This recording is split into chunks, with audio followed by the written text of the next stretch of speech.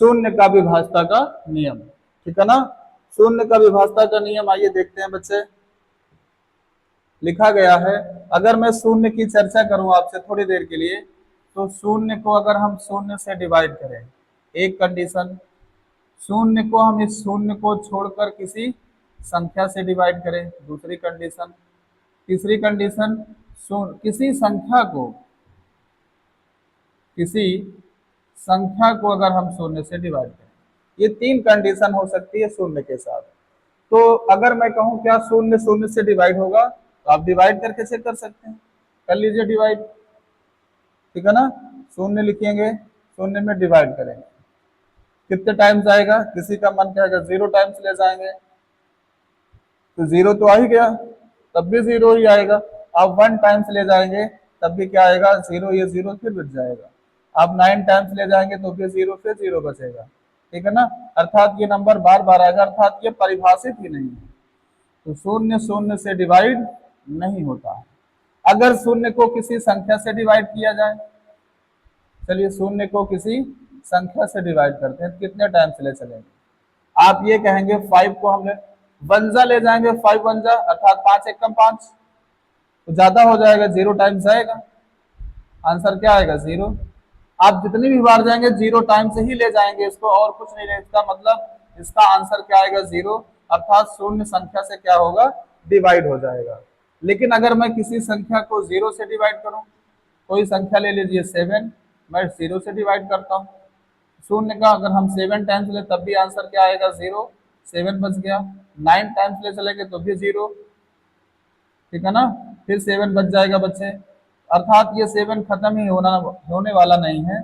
इसका मतलब ये हुआ कि किसी भी संख्या को 0 से डिवाइड करते हैं तो वो डिवाइड नहीं होता, वो अपरिभाषित होता है। तो हमने ये देखा कि शून्य शून्य, ठीक है ना, शून्य जो ऊपर वाला लिखा गया है, ये शून्य शून्य को छोड़कर प्रत्येक संख्या, कह रहा है कि शून्य जो है बच्चे, कि शून्य शून्य को छोड़कर, ठीक है ना, ये शून्य शून्य को छोड़कर प्रत्येक संख्या से क्या होता है, विभाजित हो जाता है। लेकिन कोई भी संख्या शून्य से डिवाइड नहीं होती है। डिफिनेशन भी आपकी यही लिखी गई होगी, आप ऊपर देखिए, लिखा है शून्य शून्य को छोड़कर प्रत्येक संख्या से पूर्णतः विभाजित हो जाता है, लेकिन कोई भी संख्या शून्य से पूर्णतः विभाजित नहीं होती है।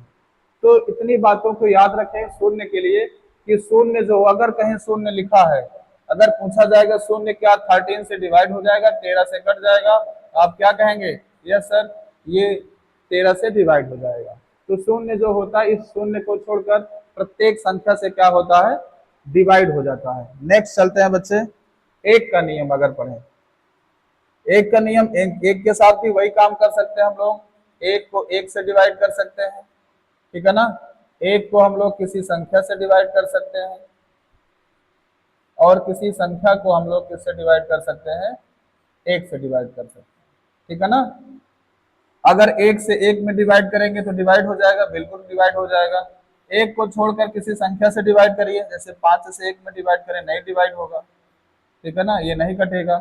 लेकिन किसी संख्या को अगर एक से डिवाइड किया जाए, कोई भी संख्या ले लीजिए 17, 1 से डिवाइड करेंगे तो आंसर कितना आएगा बच्चे, कट जाएगा पूरा पूरा। तो हमने ये देखा कि एक जो होता है, एक को छोड़कर, एक को छोड़कर किसी भी संख्या से विभाजित नहीं होता, लेकिन प्रत्येक संख्या एक से क्या होती है, विभाजित हो जाती है। आपके डिफिनेशन भी यही लिखी है, एक को छोड़कर किसी भी संख्या से पूर्णतः विभाजित नहीं होता है, लेकिन प्रत्येक संख्या एक से पूर्णतः क्या होती है, विभाजित हो जाती है, ठीक है ना। अगर मैं आगे चलूं तो अगला हमारे पास क्या होगा बच्चे, दो का विभाजता का नियम। दो का विभाजता का नियम देखते हैं। दो का विभाजता का नियम हम लोग बचपन से पढ़ते आए हैं कि वे किसी संख्या का अंतिम अंक अगर किससे डिवाइड हो जाए, 2 से पूर्णतः डिवाइड हो जाए, वो संख्या किससे डिवाइड हो जाएगी, 2 से डिवाइड हो जाएगी। किसी की संख्या का अंतिम अंक 12 लिखा है, अंतिम अंक 2 है, ठीक है ना। 20 लिखा, अंतिम अंक 0 है। अभी हमने बताया ना 0 प्रत्येक संख्या से डिवाइड होगा, तो 0 2 से भी डिवाइड होगा, ठीक है ना। 28 लिखा गया है, कहीं पे 34 लिखा गया है। तो लास्ट अंक अगर आपका 2 से डिवाइड हो रहा है तो वो संख्या 2 से क्या होगी, पूर्णता विभाजित। नेक्स्ट चलते हैं बच्चे, 3 का विभाजता का नियम। 3 का विभाजता का नियम, 3 का विभाजता का नियम क्या होता है बच्चे, किसी संख्या के अंकों का योग, कोई भी संख्या हो उनके अंकों का योग यदि किससे कट जाए, यदि 3 से कट जाए तो पूरी संख्या भी 3 से क्या होगी, कट जाएगी। ठीक है ना, कोई भी संख्या हो उनके अंकों का योग, जैसे कोई संख्या ले लें 75 लिखा है, 75 लिखा है, ठीक है ना। अगर मैं इनके अंकों का योग जोड़ूं तो आप कहेंगे सर 7 और 5 ऐड कर दीजिए। ऐड करेंगे कितना आएगा बच्चे, 7 और 5 12। क्या ये 12 3 से कट जाएगा, आप कहेंगे बिल्कुल कट जाएगा। अतः ये 75 भी 3 से क्या होगा, कट जाएगा। यदि संख्या के अंकों का योग 3 से कट जाए तो संख्या 3 से क्या होगी, कट जाएगी। ठीक है ना। आगे चलते हैं बच्चे, नेक्स्ट 4 का विभाजता का नियम। 4 का विभाजता का नियम क्या होता है, 4 का नियम वे, आप देखेंगे किसी संख्या का अंतिम 2 अंक, अंतिम कितने अंक, 2 अंक अगर 4 से कट जाए तो पूरी संख्या किससे कट जाएगी, 4 से कट जाएगी। किसी भी संख्या का अंतिम कितने अंक बच्चे, 2 अंक। कोई भी नंबर लिख लीजिए, आप बड़ा सा बड़ा नंबर लिख डालिए, जैसे 1 2 3 4 5 6 7 8, कुछ भी लिख दीजिए। ठीक है ना। लेकिन यदि हमको किसी नंबर से कोई लेना देना नहीं, हमको देखना सिर्फ कितना है, अंतिम 2 अंक। यदि अंतिम 2 अंक 4 से कट रहा होगा, ये 4 से कट जाएगा, 4 छक 24, अतः पूरी संख्या भी 4 से क्या होगी, विभाजित हो जाएगी। नेक्स्ट देखते हैं बच्चे,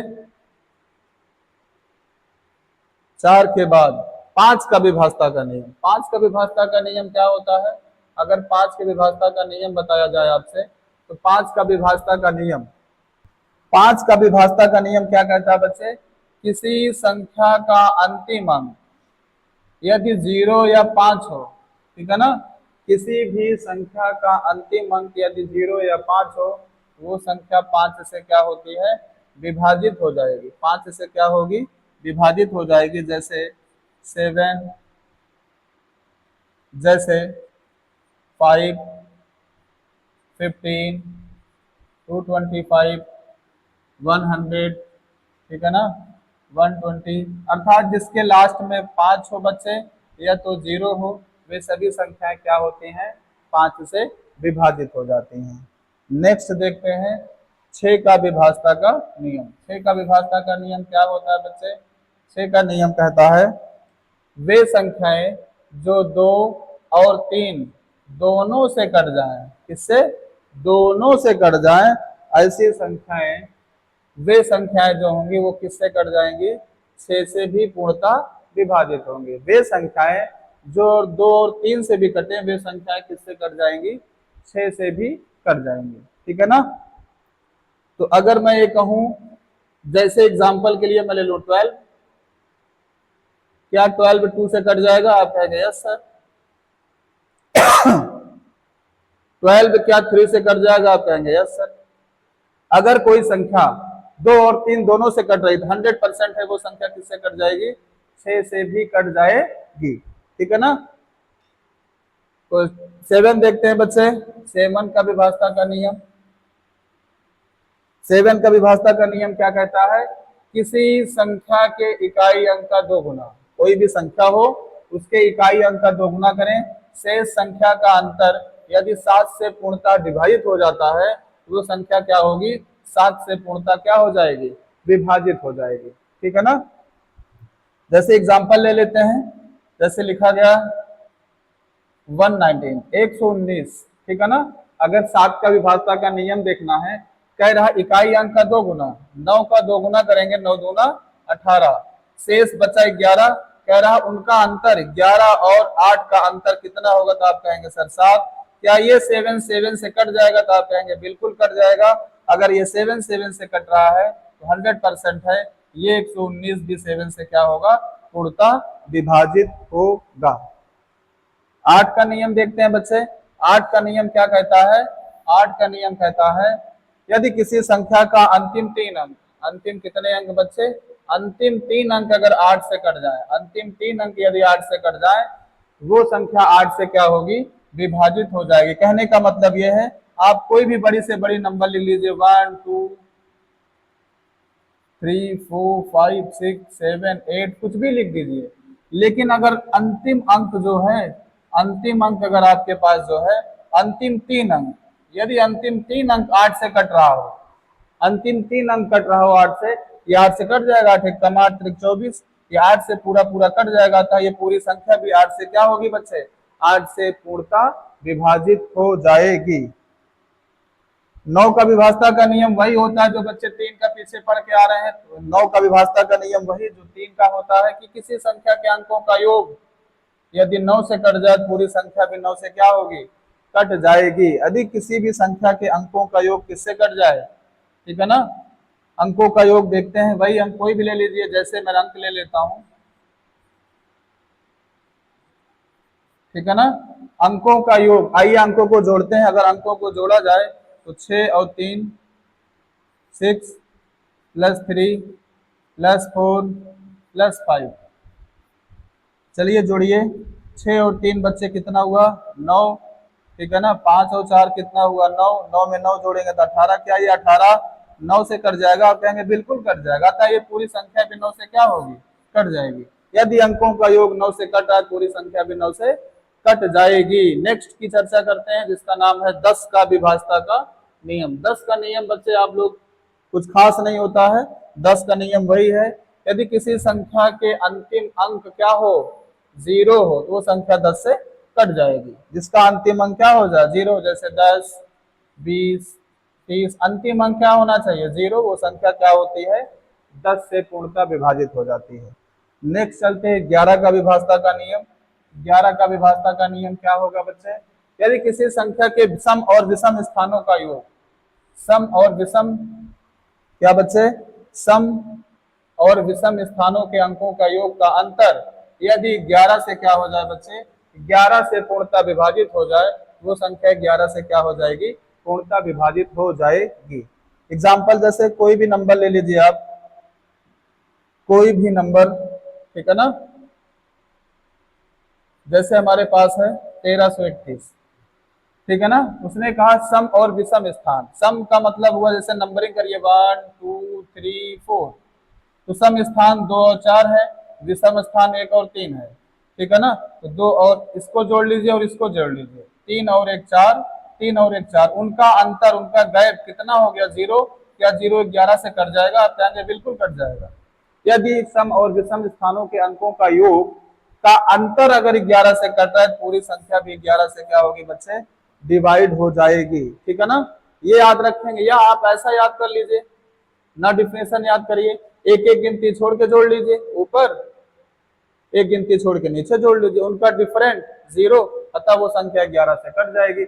या आप ऐसा याद कर सकते हैं, इसी नंबर्स को, ठीक है ना, इसी नंबर को आप पीछे से 2 2 का पेयर बनाइए और उनका डिफरेंट निकाल लीजिए, 1 में से 3 घटाएंगे तो बच्चा -2 आएगा, 2 3 में से 1 घटाएंगे तो 2 आएगा, दोनों को अगर जोड़ दिया जाए तो कट के 0 हो जाएगा। ऐसी कंडीशन में भी वो संख्या 11 से क्या होगी, पूर्णतः विभाजित हो जाएगी, ठीक है ना।